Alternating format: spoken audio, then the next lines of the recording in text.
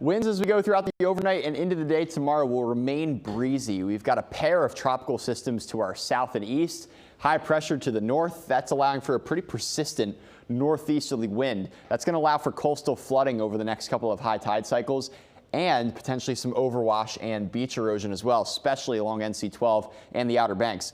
Winds overnight tonight could gust 30 to 40 miles per hour, especially down towards the Outer Banks, likely around 20 to 30 for the south side and points north into the eastern shore. As we head through your Wednesday, winds still gusting around 40 miles per hour down into the Outer Banks, but we start to ease things up later in the day coming up for your Wednesday, gusting 25 to 30 miles per hour. It's going to happen slowly as Humberto especially moves its way out to sea further away from the east coast. But still, again, northeasterly wind direction is going to continue to pile in some water to the area. So watch for the next couple of high tide cycles, especially Wednesday afternoons. Could be around 5.1 feet, putting most of the south side into that minor category, but there could be some isolated spots into their moderate flood stage. So we'll have to watch for that. Never drive into those flooded roadways. Could really ruin your car with the salt water. Stationary front to our southeast is really shielding these two tropical systems from making a direct impact on Hampton roads. It keeps it out to sea, but it also separates us from cooler and drier air and helps to reinforce the northeasterly flow thanks to high pressure to the north. So a multitude of factors working here.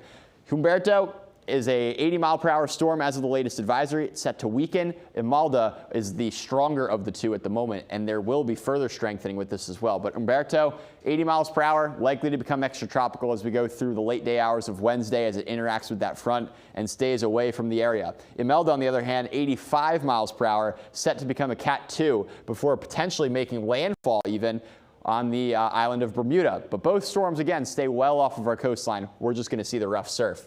So for the day tomorrow, decreasing clouds through the day for North Carolina. A little bit more sun as you work your way north of the state line, especially as you go through the afternoon. And temperatures generally be in the 70s. It'll be a cooler day with, again, clouds and northeasterly wind. We stay cool going through much of the next 7 days with lots of sun.